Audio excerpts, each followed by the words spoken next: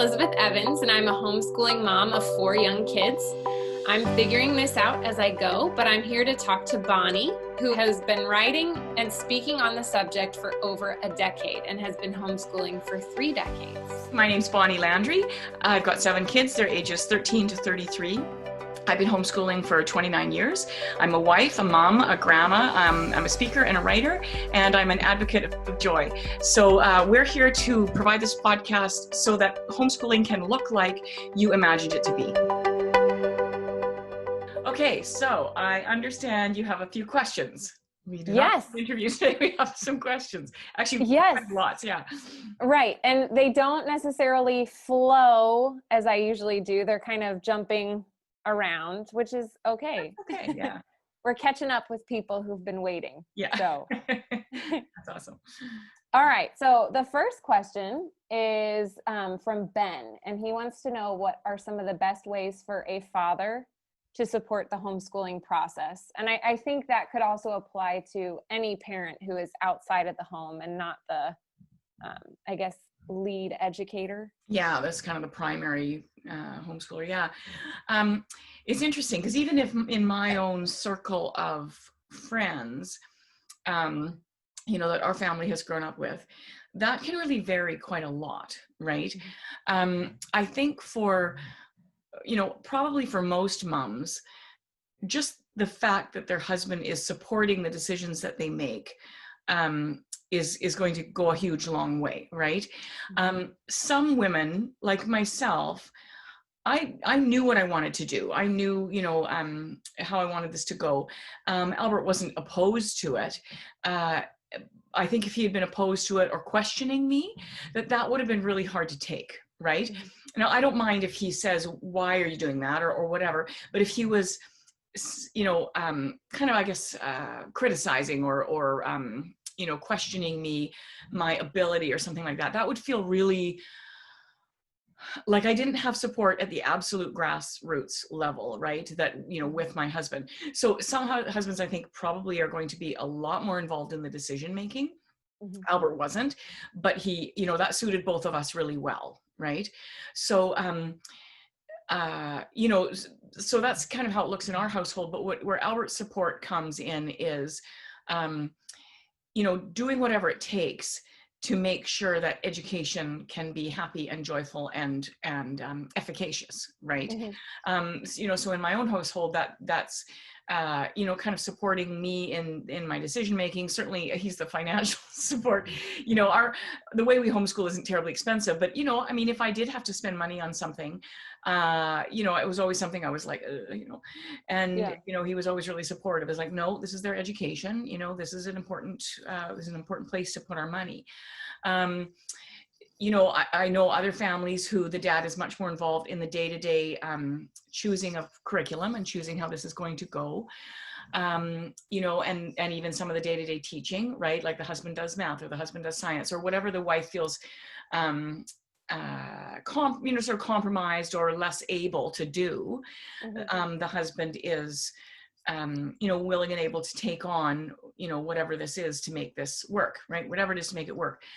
But I would say overall, I think that the husband supporting the wife emotionally through whatever involvement he has or wants to have or doesn't have, if he's there for her emotionally, that's how most of us, I'm saying wife just because most of the time it's the mom doing the homeschooling, and of course there are always exceptions to the rule. But if I knew I had Albert's emotional support, that's how I felt most supported, right?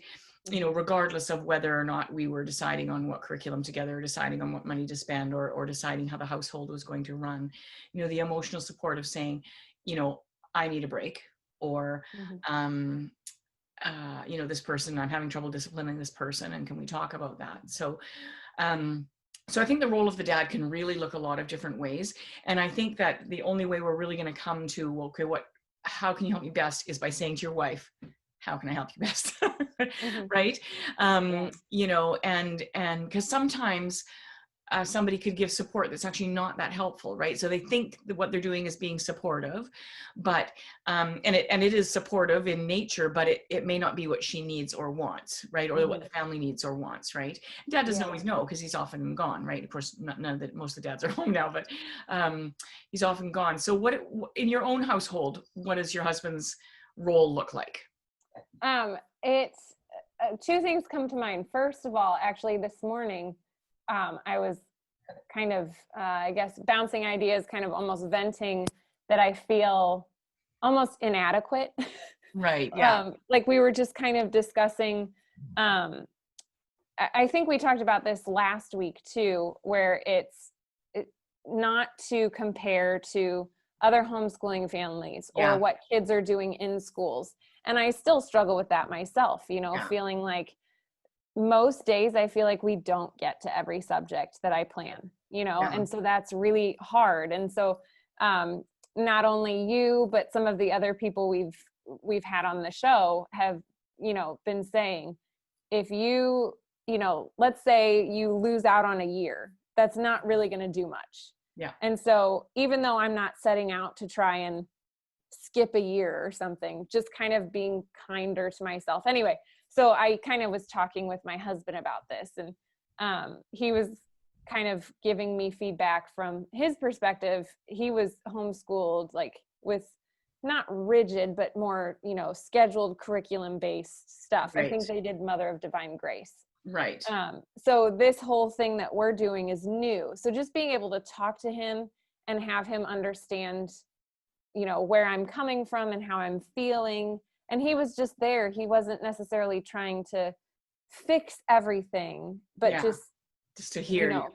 Right. So that's kind of one thing that my husband really does well. The other thing is he kind of fills in areas that I don't even think of. Like the other day, we got this dictionary thesaurus that my parents had and never use.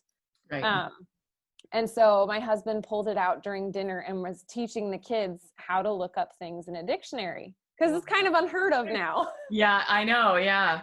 And if you're given a dictionary and expected to know how to use it, we should know how to use resource materials. It's important. Right. Yeah. So he explained how to do it, and I was actually able to use it today. My 6-year-old keeps asking me, like every day, I think for the last week, he's asked me, how cold does it have to be for you to get frostbite? What is frostbite? What happens if you get frostbite? I don't know where he learned of this, or if, Tim or I said just something like those old sayings. Yeah. But I said, well, let's look it up in the dictionary. What is frostbite? And so we pulled out the dictionary, and he flipped the pages, and, so anyway, my husband will fill in little gaps that I don't think to include. Yeah.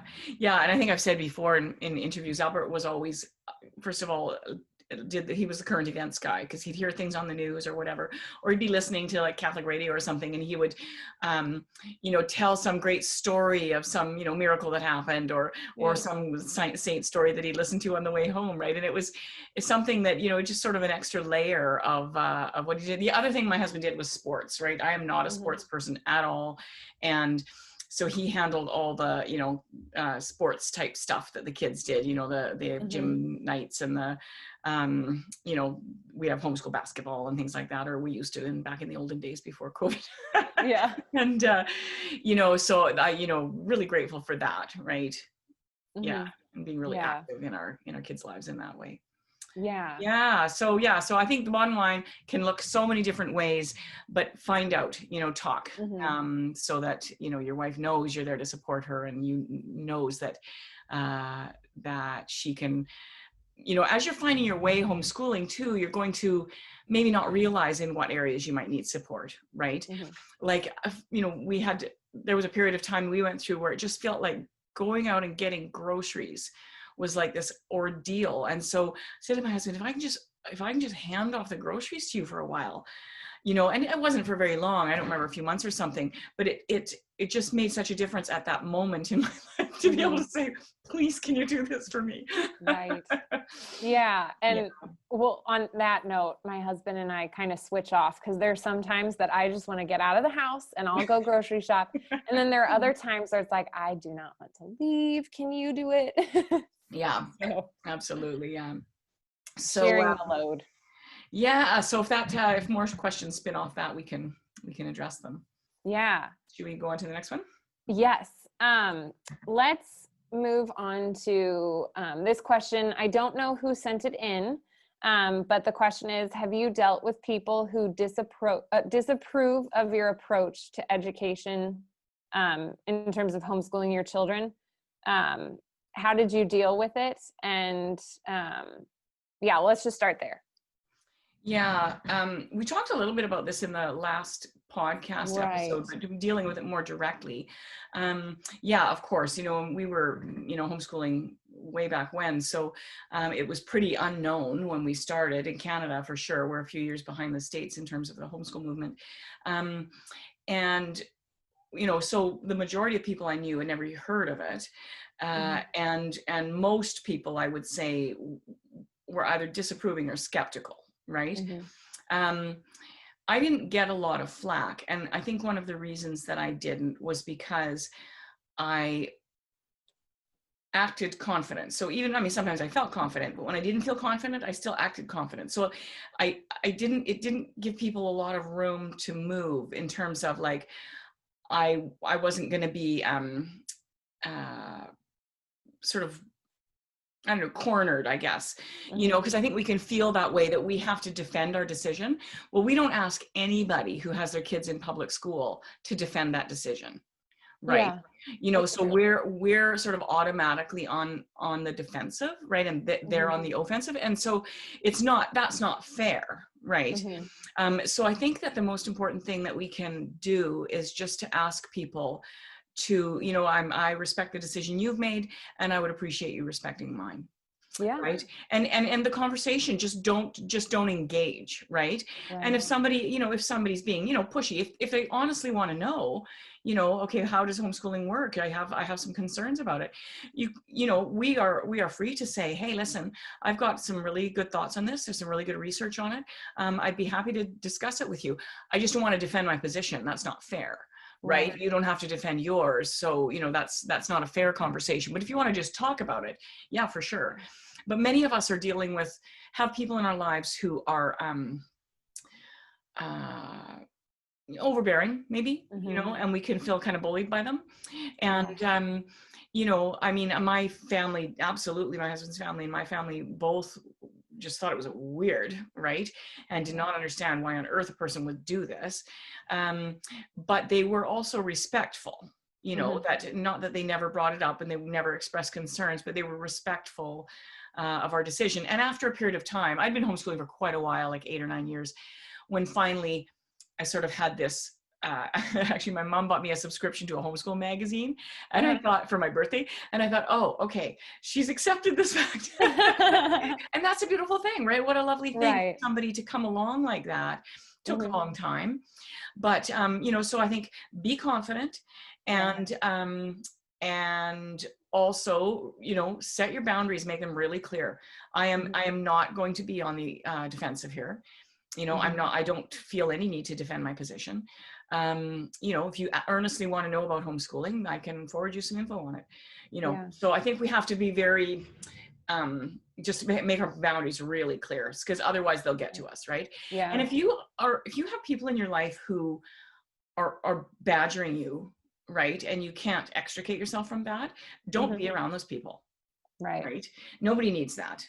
You know, it's hard enough to raise a family, and it's just not necessary. And so, you know, make up a reason why you're not don't make up a reason, but you come up with a reason why why you don't want to be around them. You know, like, oh, we're too busy, and, you know, our lives aren't really, our timing doesn't really work out anymore, whatever, you know, just slowly, you know. And if it's family and you can't, you know, it's not a situation you can get out of easily, really, really limit your time, right? You know, go for short visits, go for, you know, and be really clear before we go. It's like, I'd love to come and visit you, but I don't want to be badgered about homeschooling. That's not fair.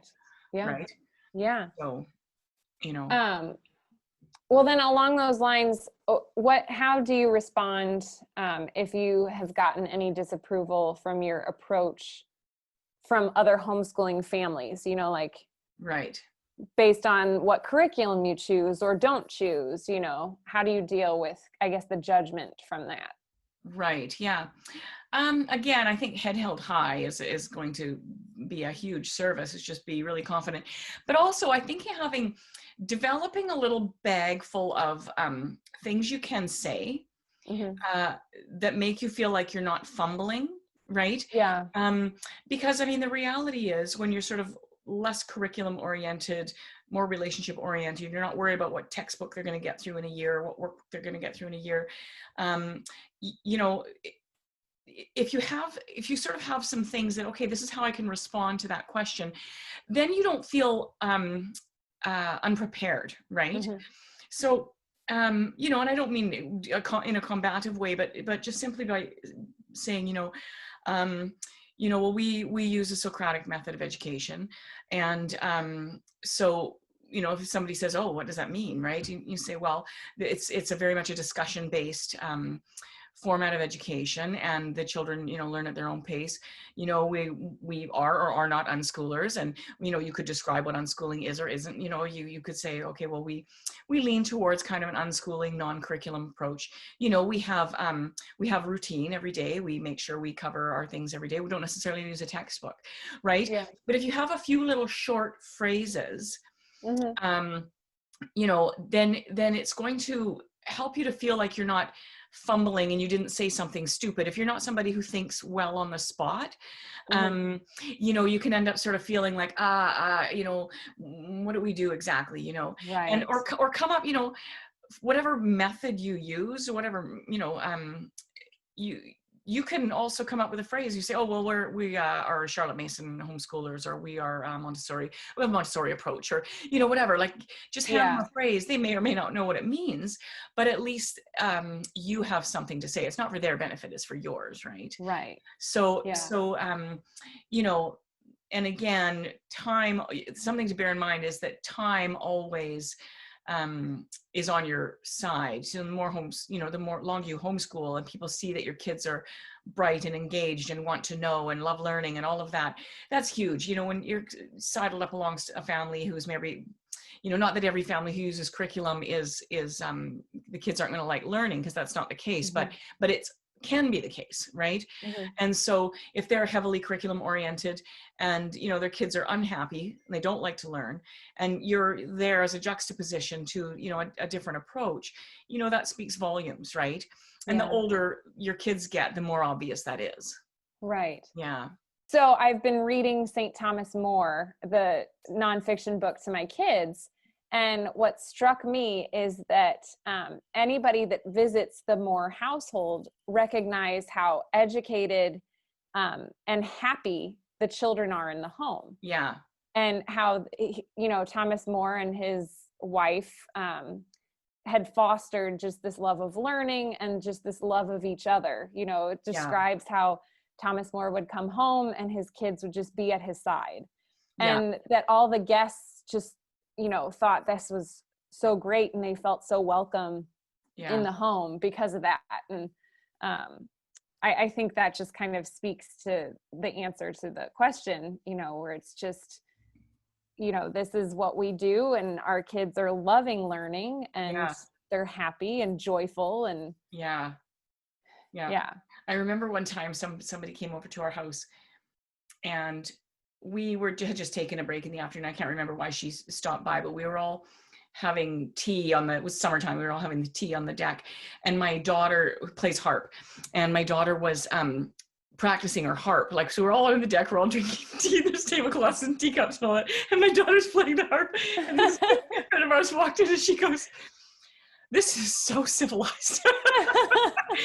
But isn't something we crave, that we, that there's kind of harmony, right? Right. And if she caught us on a good day, there's not always harmony, but, if harmony is your goal, that really changes the how people look at your family and how people, what your goals are, right? Right. The movie based on the play about Thomas More?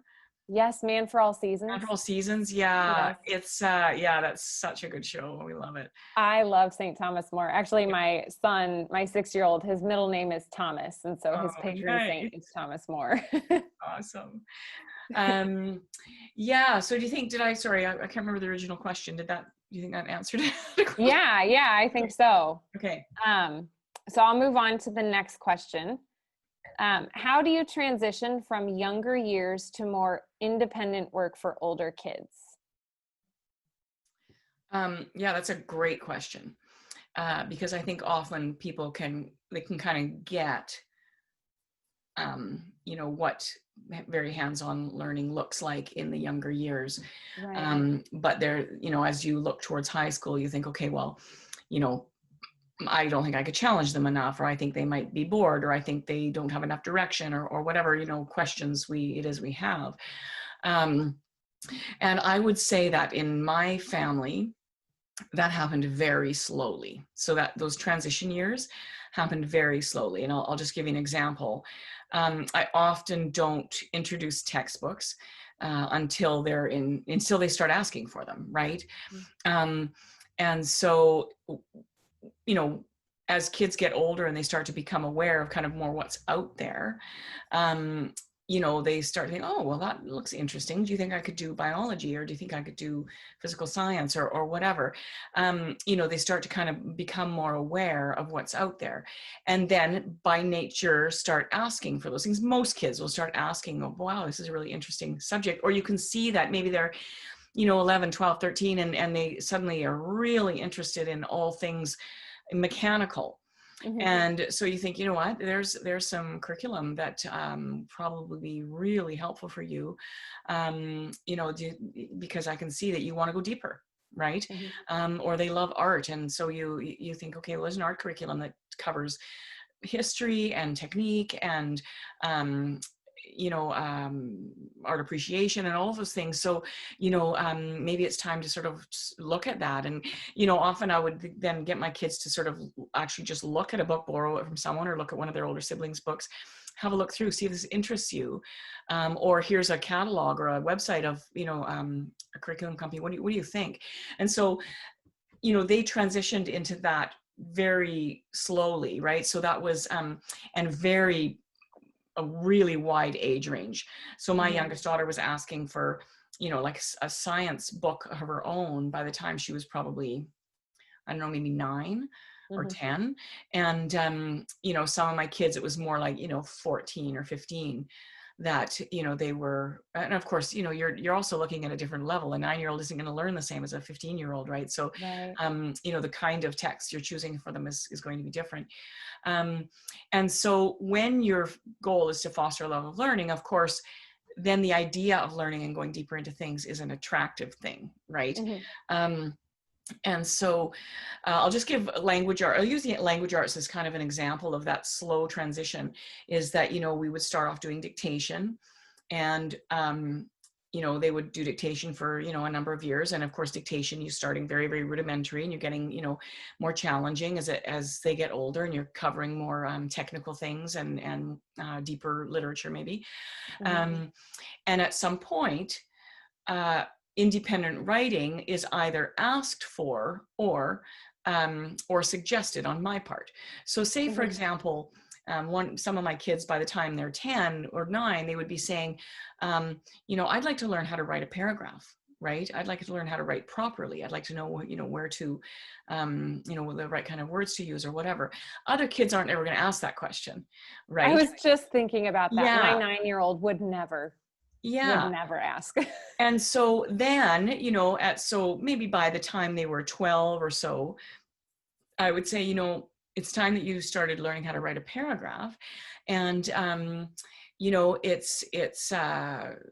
going to use a format, and it's not difficult. And I could do I think I've mentioned this before, but often did like a co-op. So I'd have a few kids over, and we would spend the afternoon writing. Right. And I found that was the thing, especially for the boys, that was the thing that got them over that hump, because we made it fun, right? And they could Okay. write about whatever they wanted. And, we just had a lot of fun with it. And then they always had time for play, right? You're really key to doing any kind of co-op, let them play, whether that's board games or outside or whatever.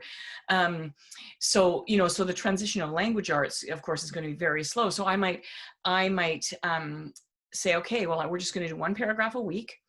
And that's where we're going to start. And I want to make sure they absolutely are solid in a paragraph before I move on to any kind of an essay, right? So, my daughter's been writing essays for a couple of years. She's only 14. Some kids, I wouldn't start writing an essay till they were 15. I would want to know they had 2 or 3 years that they could write a paragraph just like that in their sleep, that, they'd know exactly what to do. Here's their topic sentence. Here's their body sentences. Here's their supporting facts. Here's their, their concluding sentence. And they don't have to struggle with that. Right. Yeah. It's easy. So, transition is very much a discussion with the child, and introducing them to what's available out there. Some conversation about, expectations. If you want to go to college, these are some of the things you're going to need. Those college years are kind of the last, 3-4 years of high school. They're prepping for college if they're going to go, or even, like a trade school is going to want to see a pretty similar course of study to what there is at a regular high school. So that's all conversation. And I would be talking to my kids about that by the time they were, 12, 13, 14. Okay, this is what high school needs to look like. If I got a lot of flack, I didn't. Okay. So, but, I always had it in my brain that if I got pushback or flack or a lack of readiness, and you have to be sensitive to what your child is. Are they actually not ready to write an essay? Are they actually not ready to do algebra? Right. Because sometimes it can be pushback and sometimes it can be just absolute lack of readiness. So your child's temperament, are they likely to be pushing back just because they're being lazy or whatever, and being sensitive to those, teen years that can be rocky. Right. Yeah. So, but if it's a conversation as opposed to a top-down decision, what would you like to do for English? What would you like to do for social studies? You've got lots of choices. What science really attracts you? We could do biology. We could do marine biology. We could do physical science. You could specifically do, all the microscopic world, whatever. I'll work with you here, so yeah, it's very much a conversation. It's hard to imagine that when your kids are small. It's kind of hard to imagine them participating, right? But it's so much better for everybody. Yeah. Yeah. Well then, so would your answer change at all if the question was, how would one make school a bit more cozy and natural if you didn't start from the beginning? Like let's say your kids are older and you're just now starting homeschooling. How do you kind of, So your kids have been in school, presumably then. Yeah. Yeah. I think, probably some of the same thing. Like if my kids were pulled out of school, I would say one of the best things you can do is just start on the relationships, right? If the relationships are disordered, right, we need to take that first. So I think a lot of that comes with, what, guys, I think maybe in some families, I think maybe we just need to take, a few months and kind of sort that out, right? Maybe we start a garden together. Maybe we just spend lots of time going on bike rides and hikes and reading together. Maybe we just don't worry about the academics at this exact moment. Let's get things in harmony first. And then out of a place of harmony, let's decide what we're going to do, right? And a child might balk at that. No, I've got to finish high school. I've got to do, because kids, if they're streamed in that school mentality, they can sometimes respond that way. Some kids can see that, yeah, okay, that'd be really good for me. I need to shake all that off. Maybe their confidence is blown. Maybe they've had a bad experience. Who knows? But if your kids are given the freedom to decompress, from a school experience, then if that's what they need, then allowing them that, right? Some kids, if they're wiggy about not doing the typical course of study, you could say, okay, well, what do you think are the two most important subjects here? Could you, maybe they say, well, English and math, or maybe they say science and math or something like that.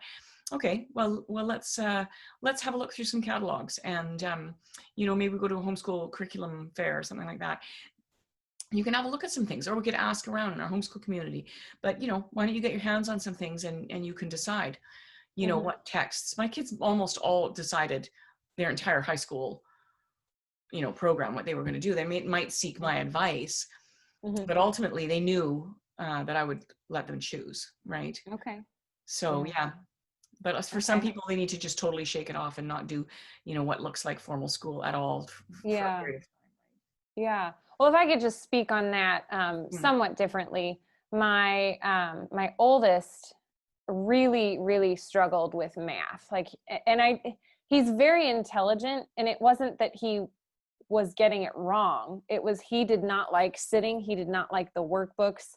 Yeah. It stressed him out. It made him angry. He'd throw fits that he normally doesn't do. And so this year, it's kind of a struggle because I want to bring him back into just liking learning and Right. not being, not having, I guess, PTSD about it. Yeah. So we're just keeping it really simple right now. This, I guess, semester, we're just doing Life of Fred, so that he's still kind of massaging that math brain muscle, without the, okay, now do the fact sheet and the worksheet that goes along with the lesson we just taught, and so, on the one hand, I feel like he's falling behind, but on the other hand, hopefully if this new approach will help him to kind of catch up quickly, Mhm. but by enjoying it. Yeah. And, catching up is something that he is where he is, right? Mm-hmm. And, wherever that is, you just want to make sure he's moving forward, right? Right. Yeah. And so, but it's easy to kind of feel like, catching up or being at their grade level is the most important thing. And in reality, it's not. And there are many, many kids in school, maybe a third of the kids in school that are not at their grade level, right? Mm-hmm. And and unfortunately they're being pushed ahead, and without Yeah. really understanding concepts. And so that absolutely, that mastery of getting this, understanding this, knowing this, focusing on this Yeah. before you move on is gonna be huge in his future, right? Mm-hmm. Yeah, Yeah. huge. Yeah. Yeah. Right. Yeah. Do we have more questions? Yeah. There's one final question. Okay. And it is kind of a, did you have any kids who didn't like dictation? And I'm going to further that and ask, what do you do if your kid does not like dictation? Right. I would say no. None of my kids didn't like dictation because it was they knew that it was a cozy time with me. They knew it was Mm-hmm. short. They knew I wasn't going to push them. Mm-hmm. They, so they knew that, they might have, some loved it, some did it uncomplainingly because, it was the thing to do. Did they ever balk at it? Once in a while, yeah. So let's address that first, the sort of occasional balking, and then maybe sort of an overall picture of not liking dictation. If they were balking at it for some reason, like, this is too long, my hand hurts, it hurts to hold my pencil, that kind of stuff, then I would, again, it's a discussion, right? Okay, well, how much do you think is enough? Like, how much do you think is fair to ask you to do, right? And some kids do have a hard time holding their pencil. Some kids just don't want to be sitting, right? Mm-hmm. But I would say we had some bargaining points for sure that I was okay, well, it's a non-negotiable, but I'm willing to take a look at how much we do. We could just do 5 words, or we could just do 1 line, or we could set the timer for 2 minutes and you could just do dictation for 2 minutes. What would work for you? Mm-hmm. Right. And the fact that they're part of that discussion is, is really, really helpful when kids feel like they are, kind of in control to some degree of what's going on in their life, right? It's really Yeah. important. And, so I think that got us over a lot of humps, or not being wound up about, yeah, okay, sure, if you want to do it in purple marker, that I'm good with that, right? Mm-hmm. So I would take a look. I would ask some questions. I think if I was talking to this person asking the question in person, if they didn't like it, okay, is there a possibility that this child isn't ready, right? How old are they? If they're, younger than 7 or 8, it's possible that they're not ready. Some kids are ready at 3 or 4. Some kids, it's 7 or 8 before they're really ready to sit down and, not cry. I would also ask, is it sort of like a test, right? Like, are you approaching it like, okay, now you have to spell the, now you have to spell, man. Now, you know what I mean? If it was a test, that's going to completely, even if you're being nice about it, that's going to completely change the format in which we're working, right? So we have to think about, we have to think about what the approach is and why it's meaningful and why it's effective, right?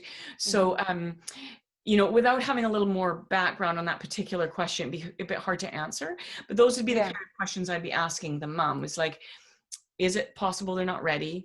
Is it feeling like a test? Is there some angst that has developed from doing it in the past, and maybe it was some sort of a negative experience? So is there any way of shaking it up? Like, can we sit down and do tangrams together? Or can we sit down and draw pictures together? Like, get in the habit of sitting down for 5 minutes together and doing a thing. Maybe that thing is, having a tray of millet or rice or flour or something, and you're just drawing letters or tracing letters in it. Or maybe you have stamps and they like to stamp. And so, you could get fancy little, happy face stamps, and you just stamp on paper. You just, so that the goal then is just to develop a little habit of sitting with me for 5 minutes, right? And then you move into dictation as they're ready. Most, so whoever asked this question, if they're listening, if you want to maybe give me a little more data, I could even answer the question just via email if you want.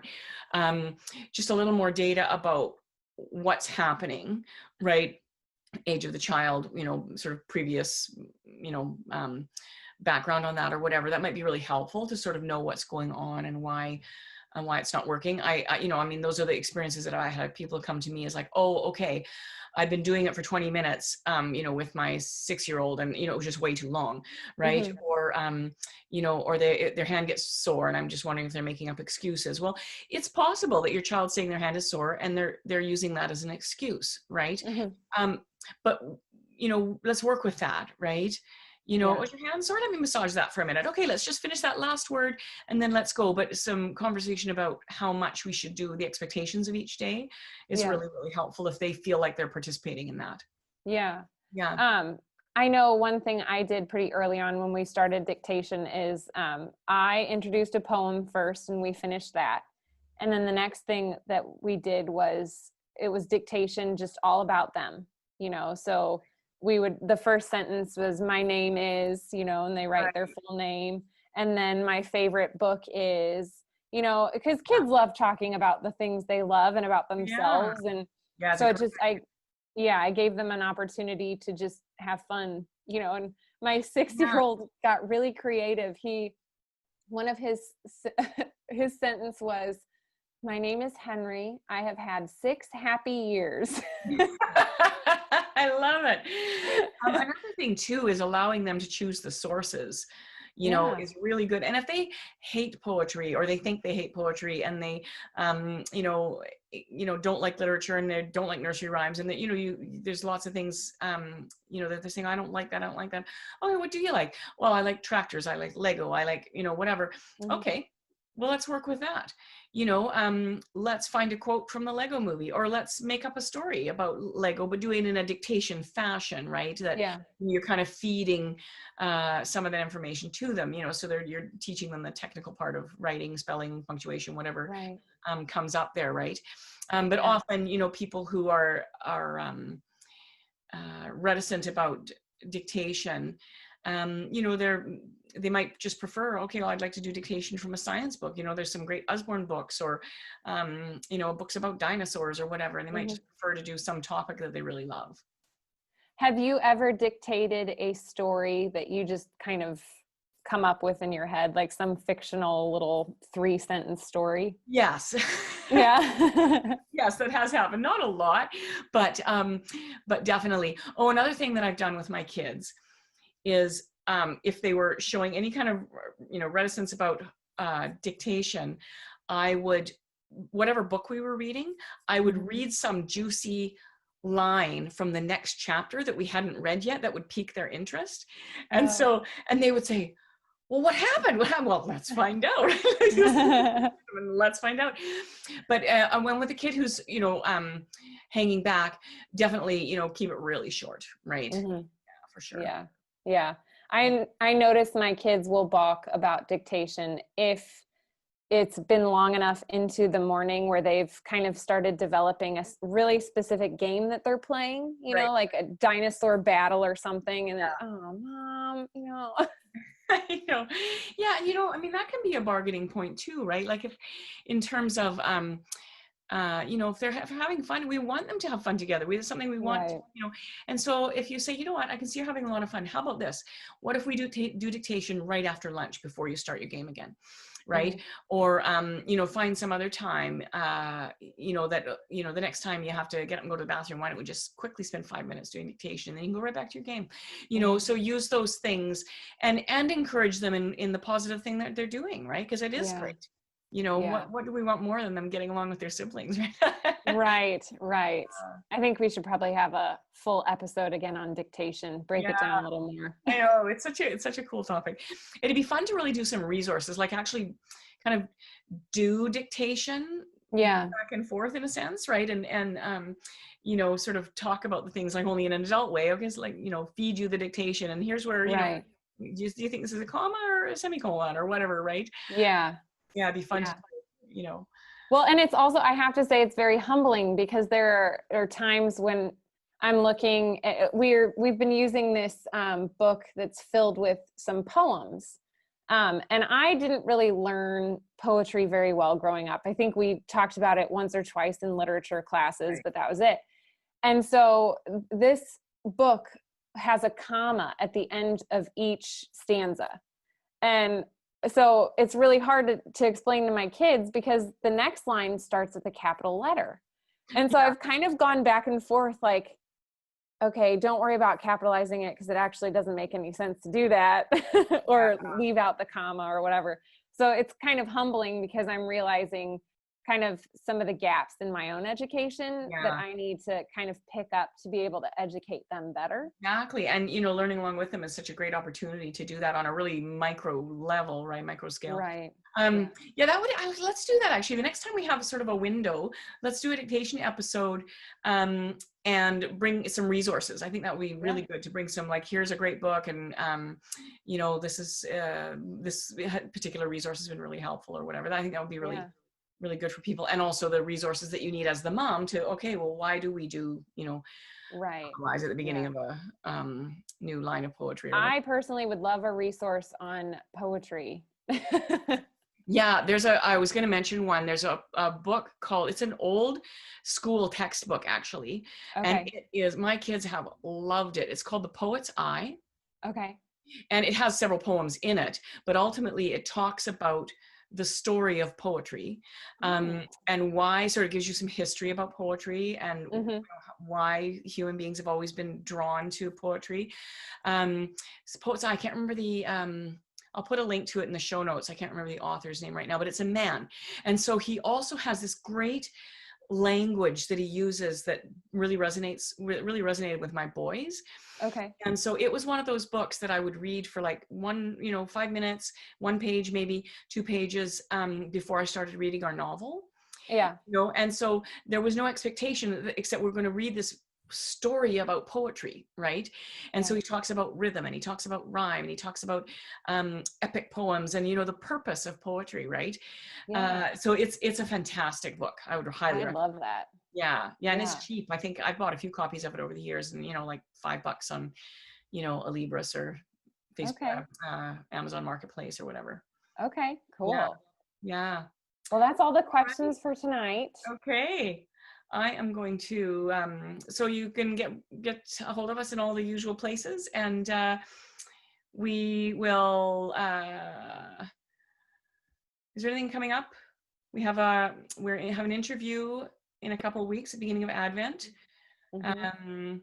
And our next show, after this show, our show will be on simplicity. We're interviewing Kelly on simplicity, so those things are coming up.